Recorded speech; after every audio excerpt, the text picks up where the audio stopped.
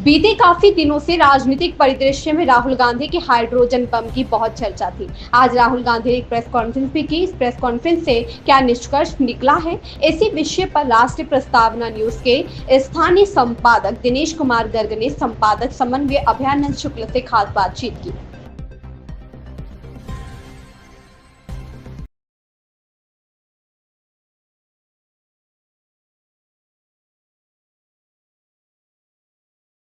नमस्कार, आप देख रहे हैं राष्ट्रीय प्रस्तावना। मैं दिनेश कुमार गर्ग हूँ।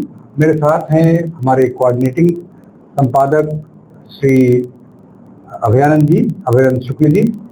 वो अभयानंद शुक्ल जी से आज राहुल गांधी जी के राजनीति पर, खासकर उनके हाइड्रोजन बम जो आ रहा है उसकी बुनियाद भी आ गई है। बहुत बड़ी बातें उन्होंने कर चुकी है, लेकिन वो एटम बम की तरह कहीं फुस ना हो जाए, कहीं भूकंप की तरह बिना धरती को दुलाए रह जाए, ऐसा एक आशंका भी हो रही है। तो बहुत दिन से बात कर रहे हैं, कुछ हो भी नहीं रहा है। सवाल ये है कि राहुल गांधी जी जो हमारे लीडर ऑफ अपोजिशन है, जो एक बहुत पुरानी पार्टी, 125 साल से भी ज़्यादा, 150 साल के लगभग पुरानी पार्टी, 135-40 साल पुरानी पार्टी के अध्यक्ष हैं, वारिस भी हैं। विरासत उन्हीं को मिलनी है, क्योंकि उनके अलावा कांग्रेस की विरासत लेने वाला कोई दावेदार दिख ही नहीं रहा है। दिखेगा भी तो उसको दिखने में भी हटा दिया जाएगा। तो ऐसी पार्टी का नेता जो स्वतंत्रता आंदोलन का क्रेडिट जाता है, जिसको स्वतंत्र कराने का क्रेडिट जाता है, जिसके पहले प्रधानमंत्री कांग्रेस के हुए, दूसरे प्रधानमंत्री कांग्रेस के हुए, तीसरे प्रधानमंत्री कांग्रेस के हुए, चौथे प्रधानमंत्री कांग्रेस के हुए और अर्थशास्त्री प्रधानमंत्री भी कांग्रेस के ही हुए। और इसलिए कांग्रेस कहती भारत तो हम ही ने बनाया है, जो कुछ है मोदी जी आज वाहवाही कर रहे हैं अपनी, हमारे बनाए पे कर रहे हैं। तो ऐसी पार्टी का नेता भारत बनाने वाली कोई बात क्यों नहीं कर पाता है?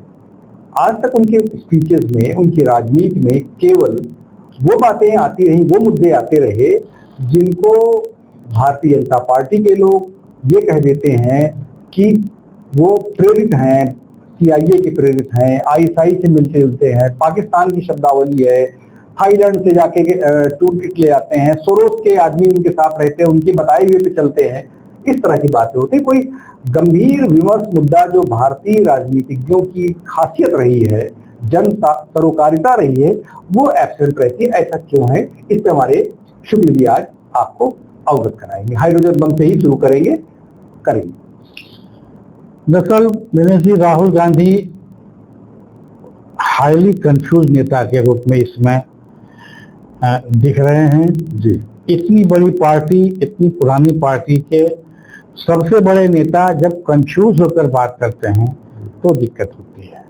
बात आज उनके हाइड्रोजन बम की करते हैं।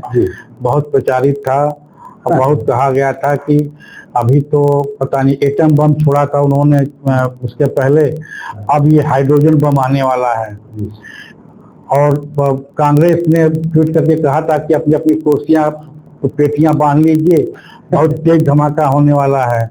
मैंने भी बांध लिया था और बांध के टीवी के सामने बैठ गया था कि शायद कोई बड़ा धमाका हो, लेकिन तो कंपन भी नहीं हुआ। धमाका तो दूर की चीज है।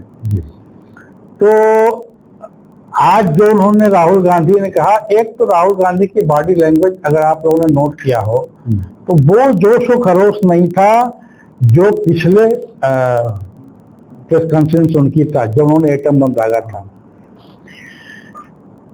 आज एक तो निर्धारित था 10 बजे और आते आते 11 बजे आए। इस लेट का कोई जस्टिफिकेशन कांग्रेस नहीं दे पाई, कांग्रेस जिम्मेदार नहीं दे पाए। दूसरा, आते ही उन्होंने कहा कि ये हाइड्रोजन बम नहीं है, ये हाइड्रोजन बम की बुनियाद है। और उन्होंने एक जो बात कही, किसी ने पता नहीं नोट किया कि नहीं, है कि मैं बिना सबूत के कोई बात नहीं करूंगा। और ये बात हमने अपने लोगों से भी कह दिया है।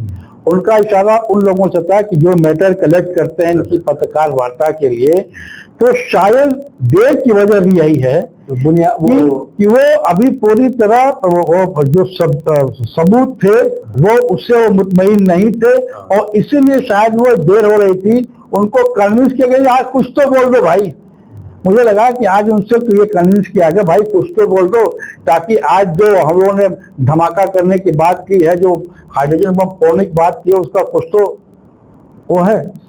तो बड़े अनमने मन से आए और पिछली बार की तरफ टाइम भी नहीं लिया, इस बार बहुत कम समय में अपनी बात निपटा के चले गए। तो मुझे लगता है कि आज की पत्रकार वार्ता के लिए तैयारी नहीं थी या उनके पास कोई सबूत नहीं था। हाइड्रोजन बम बन नहीं पाए, उसमें मुझे लगता है कमी हो गई, हाइड्रोजन बम अभी बन नहीं पाया था, उसमें थोड़ी कमी आ गई थी।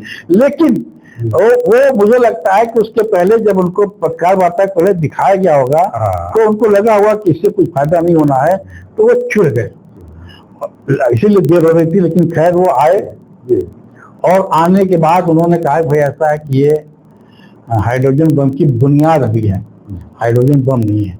उन्होंने दो तीन बातें कही। पहली बात तो ये कही, नहीं इसमें एक और चीज जोड़ दें कि जिन कर्नाटक के लोगों को वो सबूत के तौर पर ले आए थे, एक महिला आई थी और एक सो कॉल्ड बीएलओ आए थे, आते ही उनसे कहा कि आप हिंदी में बात कीजिए। मेरी समझ में ये नहीं आ रहा है कि जो कर्नाटक के लोग अपनी भाषा के लिए इतने वो रहते हैं, वो आके अगर कर्नाटक के हैं तो हिंदी में क्यों बात करेंगे? बिहार का इलेक्शन है, बिहार वाले सवाल हिंदी में क्यों बात करेंगे भाई? इसका मतलब उनको स्पेशली कहा गया कि हिंदी में बात करो, बिहार वाले समझे। तो इसका मतलब ये भी है कि वो कर्नल थे ही नहीं। कर्नल ये भी है, इसका मतलब ये कि कर्नल थे ही नहीं। Your guess is right. हाँ, तो भाई हो सकता है, मेरा अंदाजा है कि वो कर्नल थे ही नहीं। और दूसरा वो व्यक्ति जो बीएलओ का था, बताया गया कि उस महिला का रिश्तेदार है। जब महिला को ये मालूम हुआ कि उसका वोट कट गया है तो उसको बताया उसने, तो बीएलओ ने अपने हिसाब से पता किया तो पता चला कि भाई ये वोट तो कट गया है, फलाने किसी और ने किया है। लेकिन जब उसका पता चला तो किया गया नहीं मिला। खैर मतलब ये दोनों हमको प्रायोजित लगे। लेकिन ठीक है, कांग्रेस कहती है तो भाई हो सकता है बीएलओ ही तो नाम जोड़ता है। नहीं वो नहीं था, वो उसका इलाका नहीं था। अच्छा, वो बीएलओ उस महिला का रिश्तेदार था, उसने ये पता लगाने में मदद की कि ऐसा है। अब उसी कर्नाटक की बात करते हैं। ये बात हो रही थी अलग विधानसभा क्षेत्र की। कर्नाटक में एक अलग विधानसभा क्षेत्र है और वहां 2023 में जो चुनाव हुआ था उसमें कांग्रेस का प्रत्याशी जीता है। वहां चुनाव के पहले ये बताया गया कि 6018 वोट फर्जी काटे गए हैं, गलत तरीके से काट दिए गए हैं। इसकी शिकायत हुई तो चुनाव आयोग ने इसका संज्ञान लिया। यह आरोप गलत है, चुनाव आयोग संज्ञान नहीं लिया। उसी समय चुनाव आयोग ने संज्ञान लिया और संज्ञान लेने के बाद इसकी एफआईआर कराई, अपने अफसर से भी जांच कराई और राज्य सरकार से आपने उसको जांच कीजिए। जांच में यह पाया गया कि 6018 में से कुल 24 लोग ही ऐसे मिले जिनका नाम कटा था। बाकी सिर्फ 24, बाकी कोई टर्नअप नहीं हुआ कि किसी की शिकायत क्लियर नहीं हुई, सब झूठे पाए गए। तो इसका मतलब तो यह भी है कि चुनाव आयोग 99% ठीक काम कर रहा है। चुनाव आयोग वालों को लगाना ही बेकार है। खैर उसके बाद बताया जाता है कि राज्य सरकार ने अपनी सीआईडी को इसकी जांच सौंपी। तो उसमें अब राहुल गांधी का आरोप है कि सीआईडी ने वहां की कर्नाटक की 18 बार। सर ये समझ नहीं आता कि ये कोई ऐसा कौन सा क्राइम है जिसको इस सीआईडी जांच करे। ये तो पहली जांच इसकी जो है जिला निर्वाचन अधिकारी और राज्य निर्वाचन अधिकारी करते हैं। ठीक है, अगर 6018 वोटों को कटने का शिकायत हुई थी और 24 ही मिले तो इसका मतलब किसी ने शरारत की। तो शरारत करने वाला कौन है इसका भी पता लगना चाहिए, ताकि देश में और जगह एफआईआर होनी है, तमाम चीजें होनी है, तो उसमें सब दिक्कतें ना आए। फर्जी आदमी आके आरोप लगा दे। लगता है कि राहुल गांधी पूरे देश में एफआईआर रुकवाने के लिए सब कर रहे हैं। भाई एफआईआर उनकी जो भाषा है, जो आज उन्होंने कहा कि सरकार अपनी मर्जी से कहीं वोट बढ़ा देती है, कहीं वोट घटा देती है। और ऐसा इसलिए करती है कि दलितों का वोट चला जाए, पिछड़ों का वोट चला जाए, मुसलमानों का वोट चला जाए, जो हमारे वोटर हैं। नहीं वो तो ठीक है, उनके वोटर दलित भी हैं, मुसलमान भी हैं। उनका ये मानना है कि जिनका वोट कट रहा है सारे वोट उनके हैं, लेकिन जिनका जुड़ रहा है वो भाजपा के हैं। तो अभी जो 4000 वोटों की उन्होंने लिस्ट दी कटे हैं, उनमें दलित कितने हैं? और कितने पिछड़े बताए उन्होंने? ये आंकड़ा देना बहुत मुश्किल काम है। ये तो चुनाव आयोग बताया नहीं होगा ना उन्होंने। बताया नहीं। हाँ, सब इसमें ये भी है, ये भी है, ये भी है। अभी तो उनके पास कितने दलित हैं, कितने पिछड़े हैं, कितने मुसलमान हैं, इतना हो जाएगा बिहार के इलेक्शन। वो तो ये कहते हैं कि जितने दलित, क्योंकि बिहार का इलेक्शन जातियों का ही है। हाँ, मुसलमानों का है। मुसलमान और जातियां, मतलब दलित जातियां, बैकवर्ड जातियां और मुसलमान जब इकट्ठे हो जाएंगे वही सरकार बनाएंगे। मुसलमान को लेकर तो दिनेश जी, राहुल गांधी को बिहार में कुछ अच्छी सूचना है जी। मेरे अपने सोर्सेज हैं। अच्छा। मेरे लोग जो वहाँ पर हैं, तो सीमांचल के इलाकों का उन लोगों ने दौरा किया, और वहाँ एक चीज निकल के आई है कि वहाँ के मुसलमान तेजस्वी की तुलना में राहुल को पसंद करते हैं। हालांकि उनकी पहली पसंद ओवैसी है, उनकी पहली पसंद ओवैसी है, लेकिन अगर ओवैसी के बाद किसी का चुनाव करना है तो राहुल को। तो मतलब अगर मुसलमान इसमें कट जा रहे हैं सर, अगर मुसलमान वोट बिहार में कट के राहुल की तरफ जाता है तो इसमें ना तो कांग्रेस का भला होगा और ना तेजस्वी का भला होगा, किसी का भला नहीं, दोनों का नुकसान हो जाएगा, भाजपा का भला हो जाएगा। देखिए वहाँ की गणित सीधी सीधी ये है कि अगर मुस्लिम मतों का विभाजन होता है तो भी एनडीए को फायदा है, मुस्लिम मत यूनाइट होते हैं तो इस सेंस में फायदा है, इलेक्शन में पोलराइजेशन होगा, हिंदू मत यूनाइट होंगे। तो भाजपा को बहुत मेहनत करने की जरूरत है नहीं मुस्लिम वोटों को लेकर, क्योंकि उनका काम ओवैसी कर देंगे, उनका काम तेजस्वी कर देंगे, उनका काम राहुल कर देंगे, उनका काम ये जनसुराज वाले पीके कर देंगे। ये सब लोग मुस्लिम वोटों के जो है दावेदार है, सबको कुछ न कुछ मिलेगा ही। भाई पीके तो यहाँ तक कहते हैं कि हम सेकेंड लार्जेस्ट पार्टी होंगे क्योंकि मुसलमान हमारे साथ हैं। जी। तो ठीक है, अभी तो चुनाव आना है, लेकिन राहुल को बिहार में जो है, सर आपने शुरुआत में बात की कि राहुल एक कंफ्यूज लीडर है, जो इस संदर्भ में कहा कि वो केवल ऐसे मुद्दे उछालता है जिसपे वो टिक नहीं पाता है और ना उसके प्रमाण दे पाता है, राष्ट्रीय मुद्दे उसके पास है नहीं। तो सर आपने कंफ्यूज क्यों कहा उसको? अब आप देखिए कि जैसे ये कर्नाटक वाला ही मैंने कहा, वो ये कहते हैं कि चुनाव वहाँ की कर्नाटक की सीआईडी 18 बार चुनाव आयोग को चिट्ठी लिख चुकी है, लेकिन वो डॉक्यूमेंट नहीं दे रहे हैं।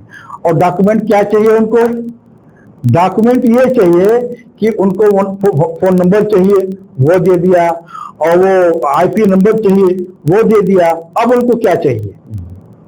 और जहां तक सवाल है कि इसके अलावा अगर कोई चीज चाहिए तो सुप्रीम कोर्ट का आदेश है कि इस तरह का कोई भी डिजिटल फॉर्मेट किसी दूसरे को नहीं दिया जा सकता। माना कि सीआईडी वहां की जो है सरकारी संस्था है और उसका अपना वो है, लेकिन उसको भी अगर लेना है तो अगर नहीं दे रहा चुनाव आयोग तो एक एप्लीकेशन बनाते, चले जाते कोर्ट में, कोर्ट से आदेश ले आते, तो आदेश ले आता तो चुनाव आयोग को देना ही पड़ता है। इसका एक प्रोसेस होता है ना। अगर चुनाव आयोग आपको नहीं दे रहा किन्हीं कारणों से तो कोई तो वजह होगी। तो मैंने इसीलिए कहा कि वो कंफ्यूज है, वो सिर्फ जो है नैरेटिव गढ़ना चाहते हैं कि चुनाव आयोग वोट चोरी कर रहा है, वोट चोरों की मदद कर रहा है। उनका आप बताइए, चुनाव आयोग एक संस्था है, लेकिन उनका सीधा आरोप ज्ञानेश कुमार पर है।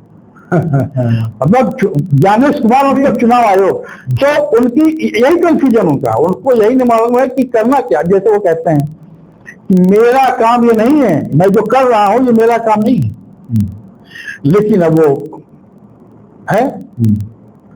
तो मतलब ये है कि राहुल गांधी कोई राष्ट्रीय मुद्दा, जन सरोकार का मुद्दा, जनता के उन्नयन का मुद्दा नहीं उठा पा रहे हैं, तो ऐसे में वो अपनी सत्ता और अपने वोटर को भ्रमित करके मोबिलाइज करने के लिए ऐसे मुद्दे उठा रहे हैं जिनका कोई फाउंडेशन, जिनकी कोई बेसिस, जिनका कोई आधार जनता में नहीं है। हताश है राहुल गांधी। असल में उनको सत्ता में, उनके गांधी परिवार को सत्ता में रहने की आदत है, और आजादी के बाद से लेके 2013-14 तक सत्ता में रही है पार्टी। प्रधानमंत्री कोई भी रहा हो, चली रावत गांधी फैमिली की ही है, तो उनको राजकुमार की तरह जीने की आदत है। तो अब वो 11 साल से सत्ता में नहीं है और लगातार, मैंने तो एक सुना था कहीं आंकड़ा कि 85 बार या 86 बार चुनाव हार चुके हैं वो। तो ये उनकी हताशा जो है उनसे इस तरह के काम करा रही है। अच्छा होता कि क्रिएटिव काम करते, जनता के बीच जाते, जनता के मुद्दे उठाते, तो चीजें बनती है। भाई ऐसा तो है कि नरेंद्र मोदी ठीका लिया बैठे हैं कि आजीवन प्रधानमंत्री बने रहेंगे। अगर कांग्रेस कर सकती है तो मोदी भी कर सकते हैं। नरेंद्र मोदी की सफलता ही राहुल गांधी है। हाँ, वो उसका फेल ही कहना, मतलब जब तक राहुल गांधी राजनीति में है तब तक नरेंद्र मोदी को आधी मेहनत करनी पड़ेगी, मेरा ये मानना है। सर आप देखिए, जब बीपी सिंह थे, जब वो राजीव गांधी थे, इंदिरा गांधी थी, तो उनके सामने अपोजिशन लीडर कितने जबरदस्त हुआ था। हाँ, कितना जन सरोकार रहता था उनके पास। वो थे हमारे पंडित जी दक्षिण वाले जो प्रधानमंत्री हुए, पीवी नरसिंह राव। उनका जब चुनाव हुआ तो उनका जो मुकाबला हुआ जिन लोगों से, वो कितनी जन सरोकारिता से भरे हुए होते थे, कैसे मुद्दे उठाते थे। इवन जो हमारे अटल बिहारी वाजपेयी थे, बट अटल जी को भी बहुत धुरंधर नेताओं से निपटना पड़ा। लेकिन हमारे मोदी जी के सामने जो सबसे बड़े नेता हैं वो राहुल गांधी जी हैं, जिनके पास हाइड्रोजन बम, एटम बम, भूकंप ऐसी चीजें रहती हैं। जन सरोकारिता, लड़कों का भविष्य, देश का भविष्य, देश की सुरक्षा, ये सब बातें रहती ही नहीं। अगर आप कभी इन पे कोई बात उठाते हैं तो उनको हल्की फुल्की सतही स्तर पे, और इसीलिए मेरे ख्याल से आप उनको कंफ्यूज कहा। नहीं, आप कहें कि वो कहते हैं कि चुनाव आयोग या तो उसकी वोट काट रहा है या वोट बढ़ा रहा है, दोनों तो एक ही बात कर रहा है ना। लेकिन दोनों बात कहते हैं, वो कहते हैं कि भाजपा को फायदा करने के लिए कहीं चुनाव आयोग वोट काट दे रहा है और कहीं वोट बढ़ा दे रहा है। तो ये कैसे तय कर लेते हैं कि जो वोट कट रहे हैं वो इन्हीं के हैं, जो जुड़ रहे हैं उनके नहीं है। यानी कि महाराष्ट्र में जो वोट बढ़े थे करीब 7,000 के आसपास, वो इनके नहीं थे। ये पहले ही एक नैरेटिव बना दे रहे हैं कि ये इतने लोग हमारे वोटर नहीं है, तो जनता पर विश्वास है उनको। ये आपने बहुत बढ़िया बात की कि इनको कैसे मालूम होता है कि ये वोट जो कटे मेरे नहीं है, ये जोशी है क्या, और जो वोट बढ़े वो उनके हैं। चलिए इसी के साथ हम आज अपनी बात समाप्त करते हैं, फिर अगले पॉडकास्ट में कल मिलेंगे। नमस्कार।